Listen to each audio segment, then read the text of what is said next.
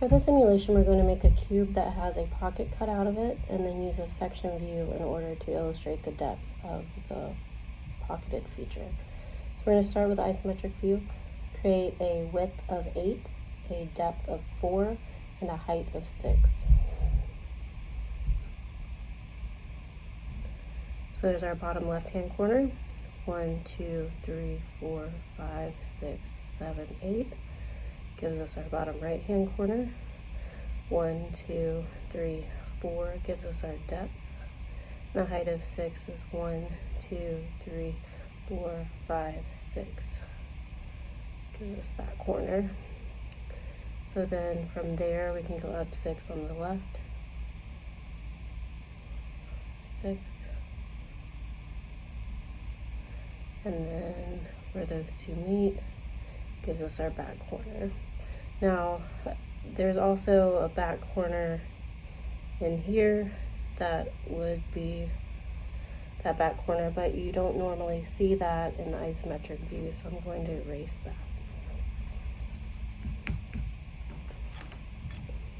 We do have this one though. Should have drawn that one. So I'm going to connect my vertices with visible lines. Always visible lines in our isometric views.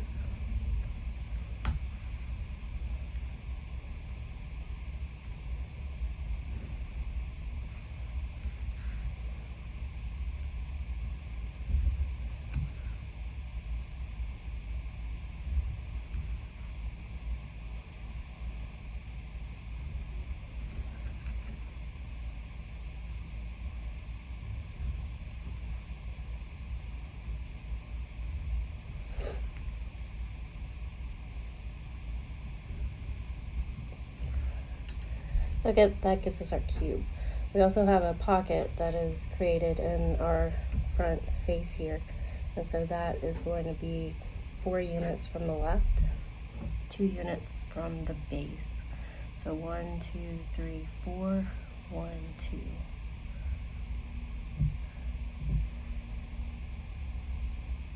And it's going to be 2 in height, 2 in width. Now we can't see the depth here. Let's just do the front face.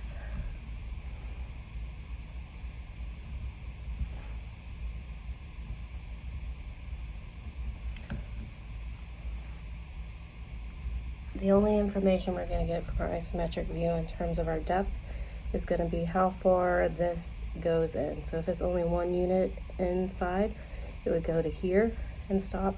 But since it's going all the way through, all we know is it goes at least 2 units in depth. That's why we need our orthographic views, so that we can see the depth. All right, we're going to start by recreating the front view in our bottom left-hand corner, top view in our top left-hand corner, and our side view on the right corner. We want to leave at least we want to leave the same number of units between each view so that everything is arranged properly in terms of where the corners would meet if you folded it across the folding planes. Make sure everything is in proper alignment, and make sure that we leave around 4 spaces for our dimensions.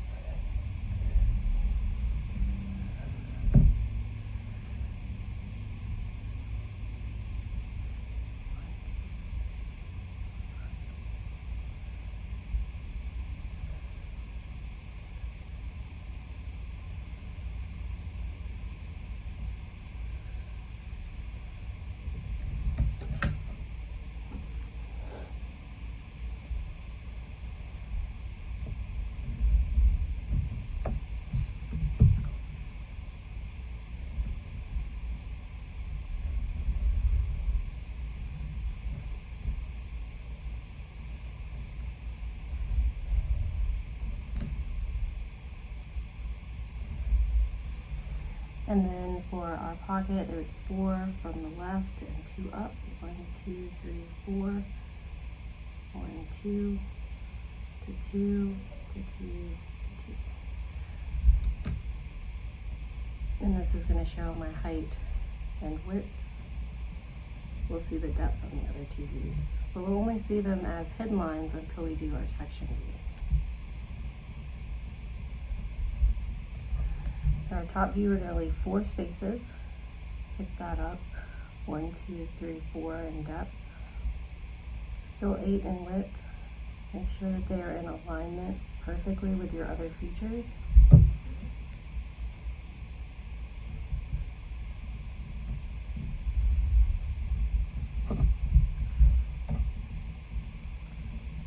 Once we create all of our visible lines,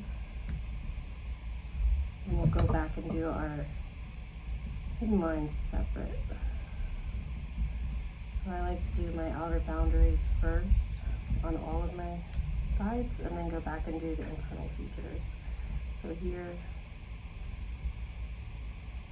height, depth, visible lines for the boundaries.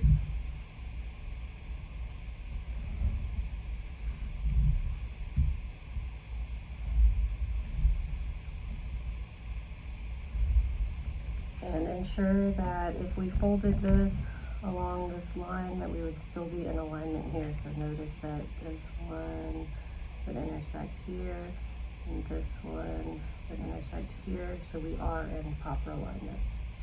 I'm going to erase those guidelines because they're not pertinent to the image, but we do like to check that to make sure everything is in alignment.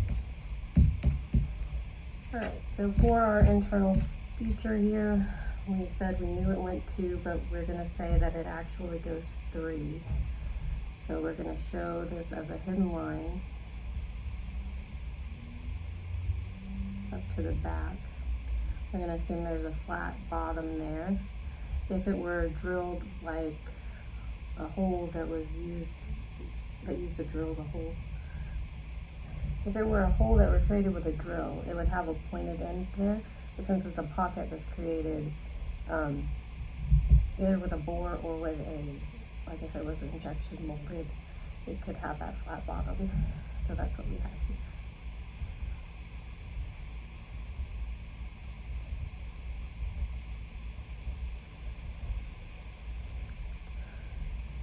Now, in order to do dimensions, we can do all of the dimensions on our visible line. So here we could show our extension lines and show our dimensions here, assuming that we have a scale of 10 millimeters.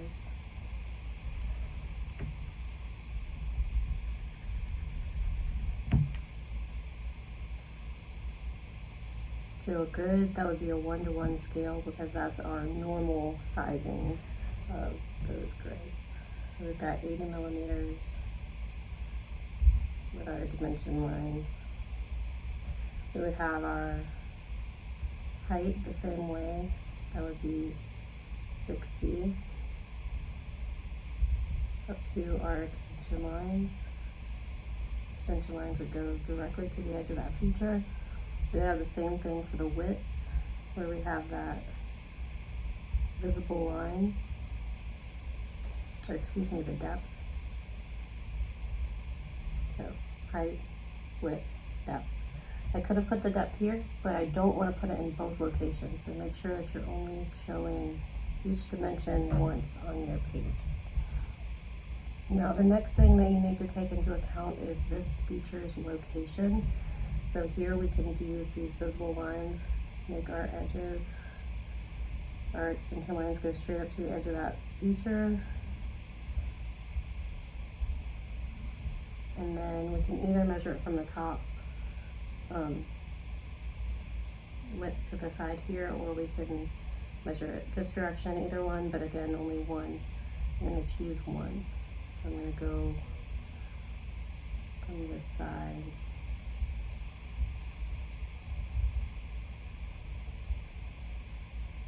So that leaves one remaining dimension, and that's going to be the depth here. If we can't show the depth using, we can't dimension the depth using hidden lines. So what we need to do is create this into a section view. So what I'm going to do is add a cutting plane line through the middle here.